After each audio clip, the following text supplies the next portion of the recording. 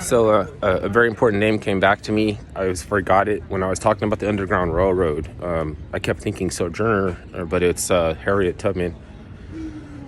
And this is how, because my sister thought it was something that she would want to admit or that I would want to hear about, at Christmas dinner, she was bragging about how she's radicalizing children and they don't even know, and their parents don't know. And my counter to that is that if you know something that's true, there's no way to be radicalized by the truth.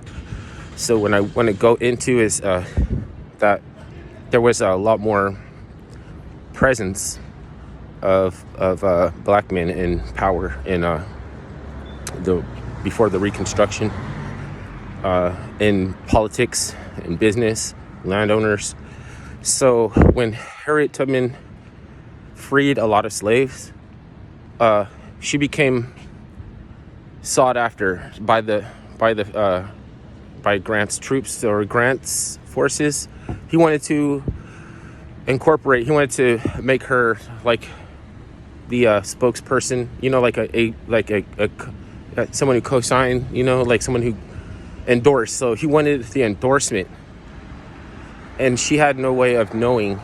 So she probably didn't know that when he raided, that he was going to burn down plantations that were owned by blacks. They were going to strip people from office, and they were going to do like all this, like, this is very negative. Black historians would tell you it was very like a treacherous thing, where she gets a lot of hate. But I'm actually gonna say that she got tricked, because she led Grant's raid.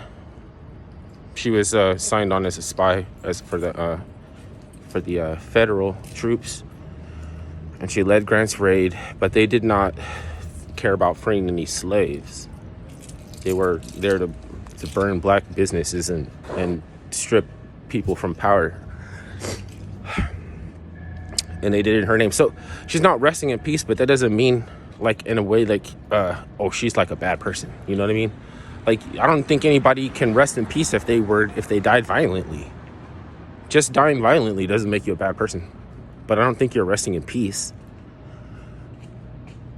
Maybe at some point in time, when we get together enough insight and a balanced perspective enough where we can lay everything out the way that it should be, then you could see how she would have preferred to be remembered for, and what she was really about.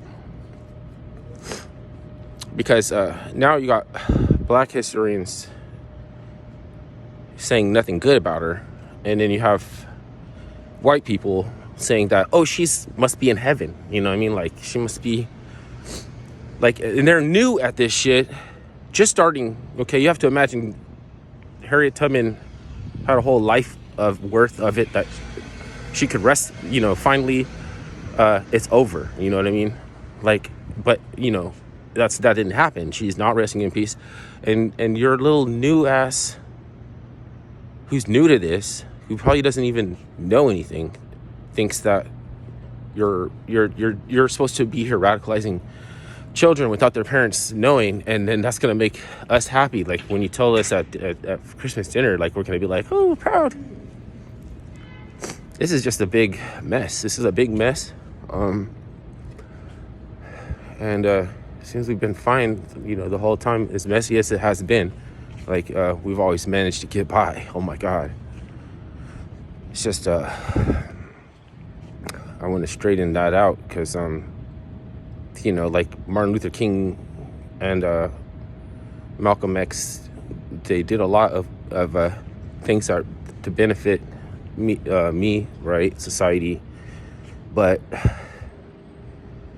there's things that happen, like, where you get diluted or you get co-opted, and it's not always your main fault, or maybe it's not that your faults are even that you're not bigger than your mistakes. So coming down on Martin Luther King because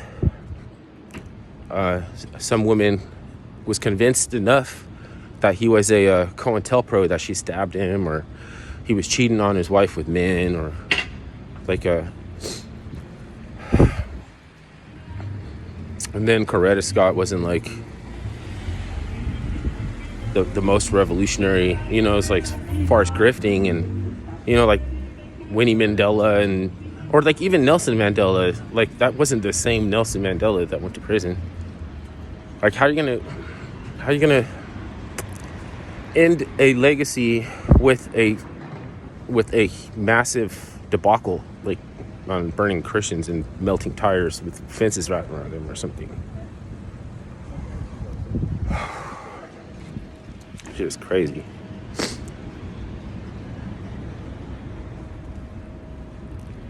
And it's an incomplete, like, I just feel the vibe. I just think that people's vibes are good, their intentions are good, but you could still go to hell. Like, it's still possible. You could still go to hell.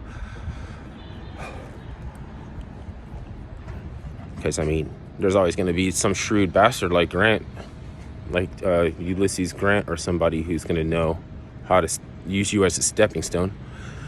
So even your best intentions and everything, and you want to be a civil rights all-star and everything, it's dangerous.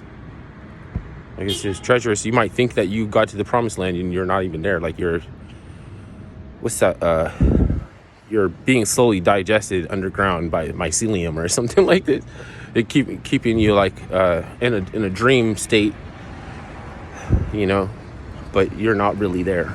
Like some genie is like feeding on you or something like that, like maple syrup.